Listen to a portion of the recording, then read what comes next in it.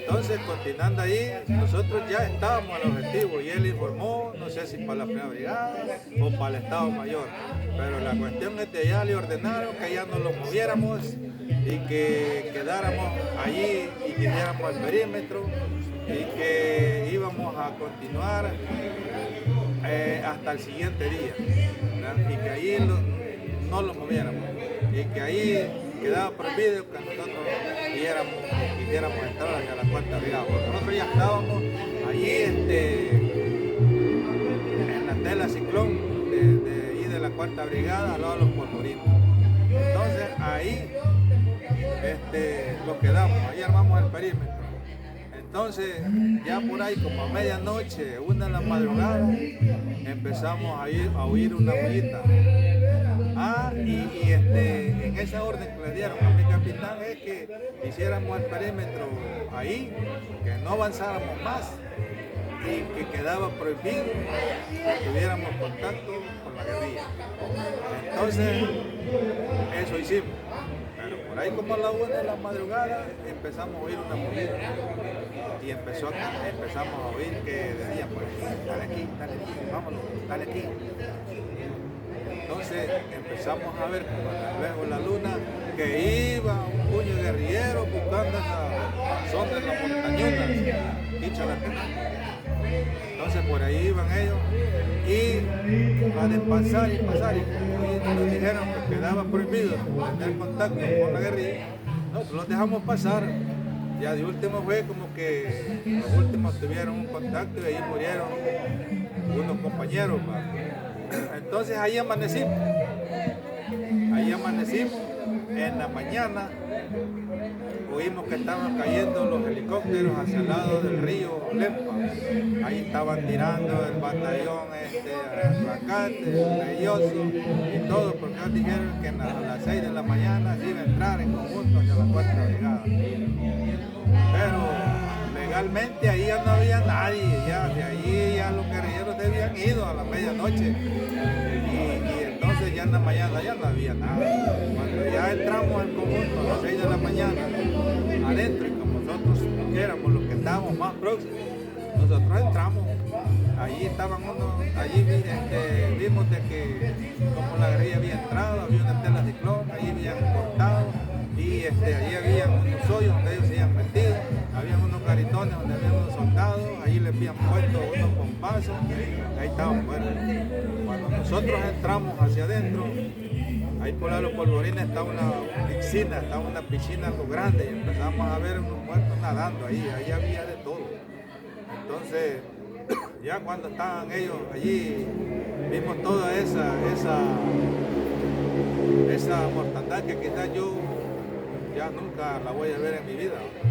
¿De cuántos muertos hablamos de ese ataque a la cuarta brigada de infantería? Más o menos un estimado. Ahí no le podría decir cuántos había, porque lo que sí les sabría decir yo es que cuando nosotros entramos mirábamos muertos en la piscina, en las laderas, así en los polvorines, y era una barbaridad de gente.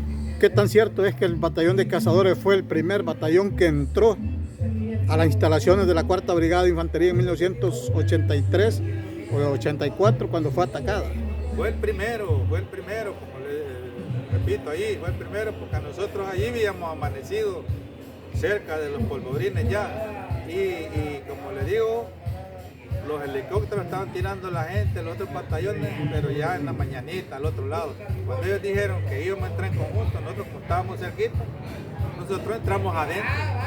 Fuimos los primeros que entramos hacia adentro y es donde empezamos a ver el amor.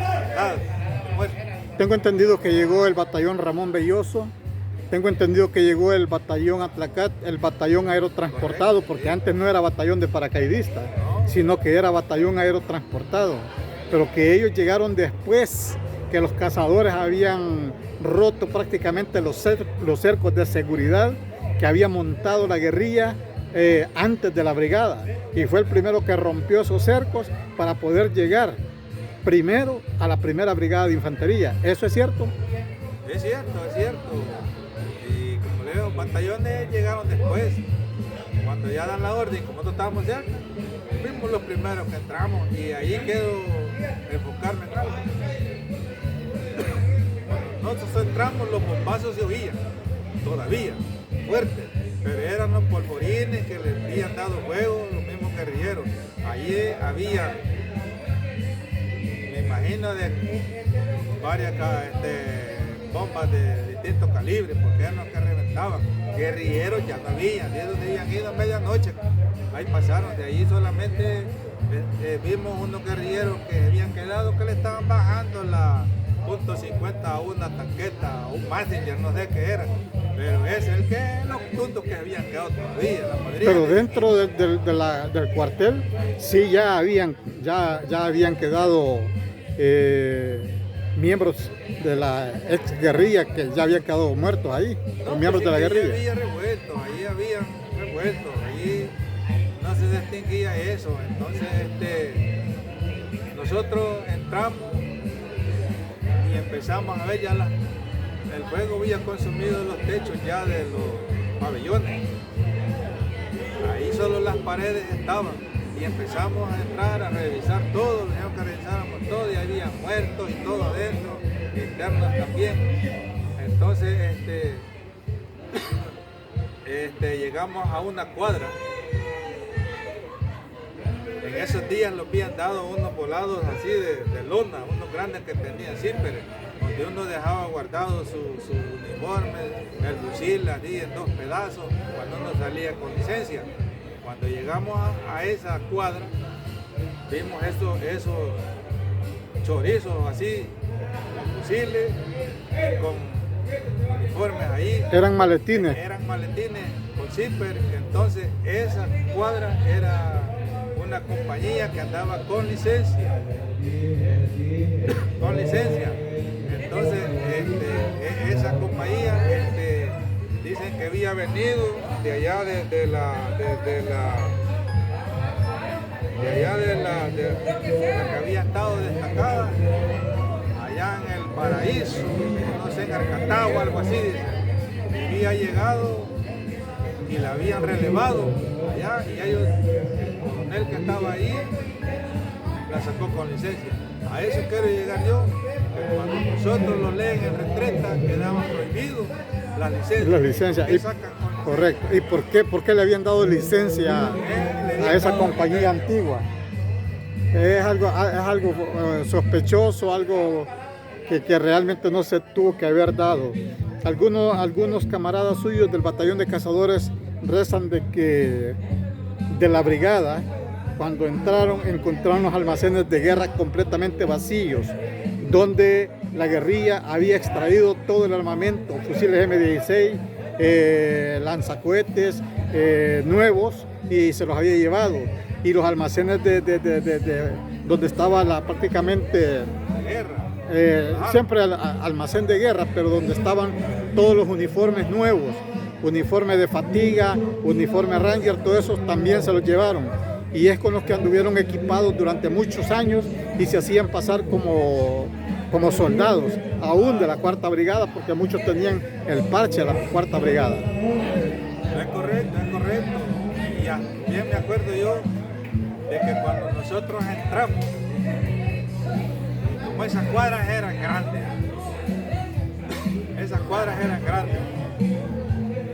bien me acuerdo yo cuando entramos así en la pared, habían escopetas, habían carabinas, habían checos, total, cosas arsenal viejo que la guerrilla andaba. Pero cuando llegaron ahí y nosotros llegamos a ver a un almacén que había allí vimos un puño de cajas de madera donde habían sacado los M16 nuevitos. Todos los armamentos nuevitos llevaron. En esos días la 4ª Brigada le habían dado unos fusiles M16 con guardamanos camuflajeados. Con el logo de la brigada. No, solo eran camuflajeados los guardamanos, nada más, así, verde, negro. Entonces, ellos se los llevaban. Vimos eso nosotros, que habían hecho todo ese canje de armas, y a ver qué más armas llevaron, pero que los almacenes estaban de par en par y que todo lo que sacaron era fuego, porque eso es lo que explotaba ya después. Entonces llegamos a esa cuadra y eran licencieros los que andaban afuera. ¿Por qué lo sacan?